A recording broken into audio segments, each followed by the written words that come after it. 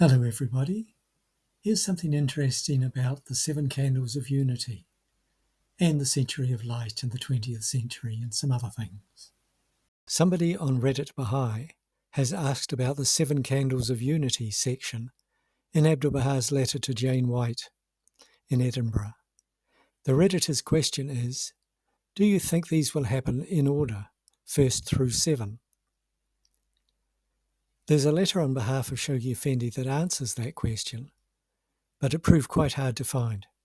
For those who want the spoiler before the plot unfolds, the answer it gives is no, these are not successive stages that should happen in order. But not everybody knows the 7 candles of unity, and not everyone who can recite the 7 candles in their right order remembers what the paragraph before that says about this wondrous age, this glorious century, this century of light. And we should remember that Shoghi Effendi linked the 7 candles passage to a section in Secret of Divine Civilization. So we should read these two works of Abdu'l-Baha together. The 7 candles passage has led to a lot of loose speculative thinking among Baha'is that comes from reading snippets out of context and making assumptions about things such as what the word century means. So let's begin at the beginning. Abdu'l-Baha wrote about an international pact to guarantee peace among nations in his 1875 book translated as The Secret of Divine Civilization.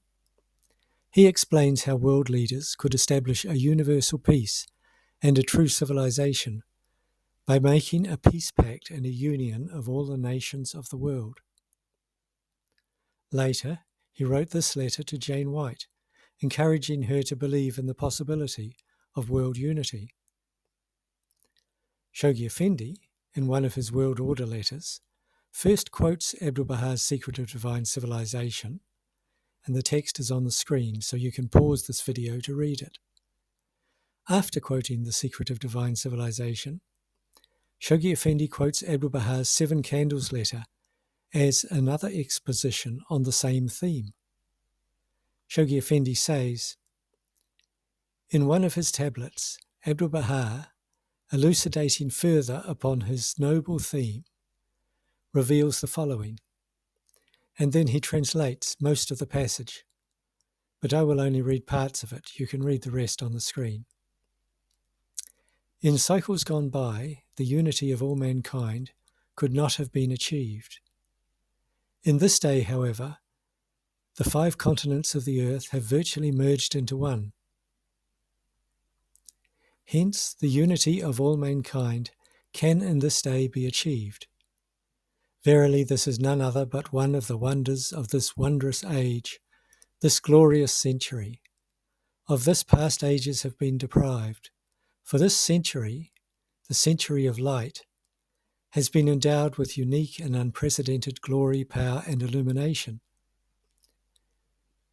Hence the miraculous unfolding of a fresh marvel every day. Eventually it will be seen how bright its candles will burn in the assemblage of man. Now, here's a question.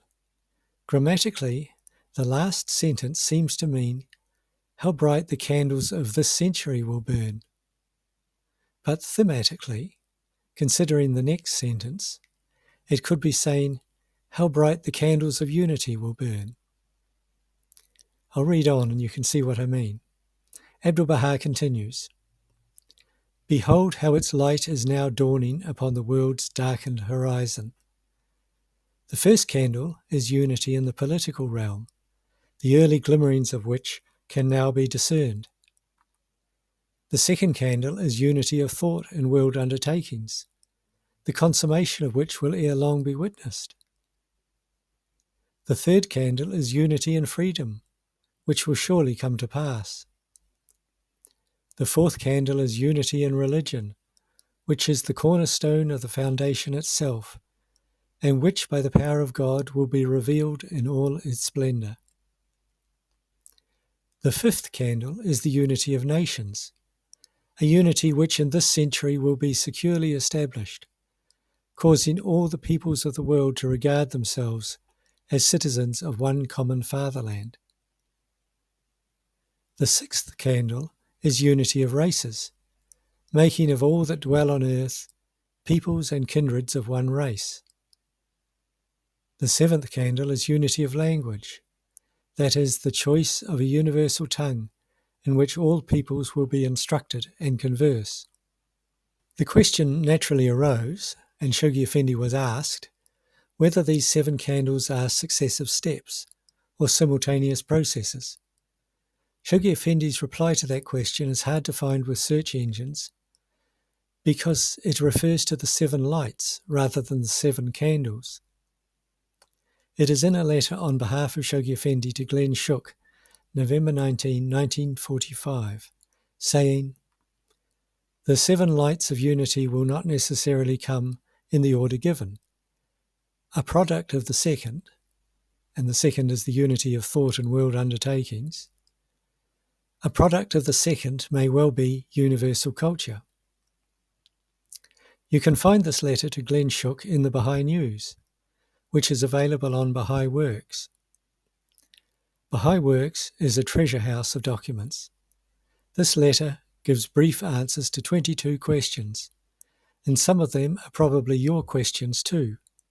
So go to Bahai Works and find out how you use it, and see what the answers to the other 21 questions are.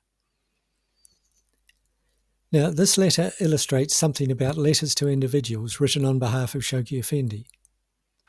The secretary will often repeat the word choice of the inquirer. Shoghi Effendi translated the tablet as 7 candles. But when Shoghi Effendi's letter was published, an editor inserted the heading 7 lights before this section. Glenn Shook must have asked a question about the 7 lights, so the secretary replies with those words. One should never hang too much on a word or a few words in a letter on behalf of Shoghi Effendi to an individual, because it is part of a two-way conversation and is crafted for the questioner's level of understanding and his or her interests. It's not written with the thought in mind that somebody 50 or 100 years later might read it to answer their questions. To get back to the 7 candles, the letter on behalf of Shoghi Effendi says that 7 candles will not necessarily come in the order given. But what about the reference to this century in relation to the 5th candle? Does that give us a timeline for these processes? Let's look at all the time references. In the section Shoghi Effendi translated in his World Order letter, Abdu'l-Baha says, "The unity of all mankind can in this day be achieved. Verily, this is none other but one of the wonders of this wondrous age, this glorious century. The 5th candle is the unity of nations, a unity which in this century will be securely established, causing all the peoples of the world to regard themselves as citizens of one fatherland." Many authors, by taking the 5th candle out of its setting, in Shoghi Effendi's argument where he quotes it, and in Abdu'l-Baha's letter, have turned this 5th candle into a prophecy of the unity of nations in the 20th century. Not at all. Neither Abdu'l-Baha nor Shoghi Effendi wrote that the unity of all mankind, or the unity of nations, would be achieved in the 20th century. This century and this age refer to the dispensation of Baha'u'llah. I have laid out all the evidence for this in an article on my blog called Century's End, along with some examples of how Baha'i authors have made timetables for God on no evidence, or the evidence only of a newspaper report of what an interpreter said that Abdu'l-Baha had replied to a reporter. According to the report, are there any signs that the permanent peace of the world will be established in anything like a reasonable period? Abdu'l-Baha was asked. It will be established in this century, he answered. It will be universal in the 20th century. All nations will be forced into it. This is super flimsy grounds for this timetable. For all we know, it was neither the interpreter nor the reporter who inserted 20th, but rather a desk editor at the newspaper. For the detailed evidence that century and this wondrous age, this glorious century, do not refer to the 20th century, have a look on my blog under Century's End. I've explained there the Persian terms that are used, and how they are used by Baha'u'llah and Abdu'l-Baha, and how they are translated by Shoghi Effendi. However, it's pretty clear what is meant just from Shoghi Effendi's translation. The theme he refers to is the unity of all mankind in this day. The unity of all mankind must embrace all of the 7 candles, for they are aspects of unity. Now that day is not Tuesday the 6th or anything like that. Day is a figure of speech for a long period of time. The day is expressed as a parallel to an age and a century. Abdu'l-Baha says, "Verily this is none other but one of the wonders of this wondrous age, this glorious century." And the 5th candle, the unity of nations, meaning that the people of the world will regard themselves as citizens of a common homeland, is also to be established in this century. My blog posting also gives a small sample of the authors who have tripped up on this one, leading to baseless conclusions that have dated badly. It's embarrassing, really. Adib Taherzadeh, Habib Taherzadeh, Douglas Martin, John Huddleston, and the Universal House of Justice, all reading 20th century when the text says this century, and not asking themselves, what does century mean in this context, and in other places where Abdu'l-Baha uses these terms. Let's skip to another posting on my blog called Century of Light, and look at these quotes. "The spiritual assemblies to be established in this age of God, this holy century, have had neither peer nor likeness in the cycles gone before. The teachings of Baha'u'llah are the light of this age and the spirit of this century. In every century, a particular and central theme is confirmed by God. In this illumined age, that which is confirmed is the oneness of the world of humanity. In any of the past cycles and dispensations, no assemblies for women have ever been established. This is one of the characteristics of this glorious dispensation and this great century." Does anyone imagine reading these quotes that the spiritual assemblies were characteristic of the 20th century and not the 21st, or that the oneness of the world of humanity is a particular theme for the 20th century and not for the 21st century? In all of these cases, century clearly means the dispensation of Baha'u'llah. I found some more points of interest regarding the 7 candles. The first is that Shoghi Effendi translated the letter to Mrs. White, including the 7 candles section, in the Bahai World Volume 2, page 50 to 51. That's the Bahai World volume for 1926 to 1928.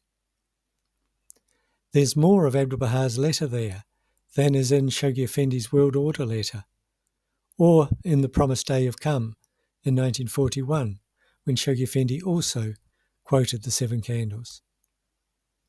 In the Bahai World volume, Shoghi Effendi first translates that section from the Secret of Divine Civilization, beginning, "True civilization will unfurl its banner."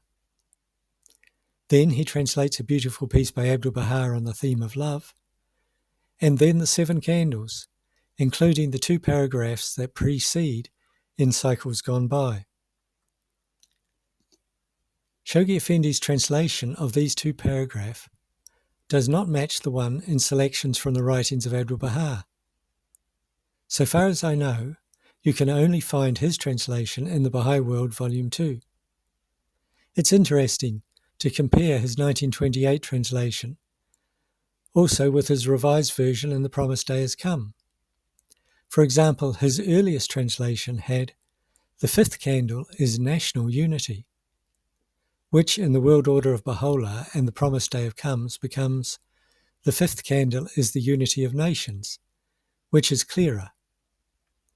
The Persian text has wadat-e-watan, meaning unity of the homeland.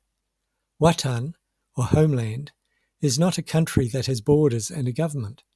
It is not a state. Rather, Watan is the place you feel at home, the place where you grew up. When the world is one homeland, we all feel we are at home, everywhere. Another of the questions raised on Reddit Baha'i was the meaning of the third candle, unity in freedom. The Persian word is azadi, which is not quite the same as political liberty.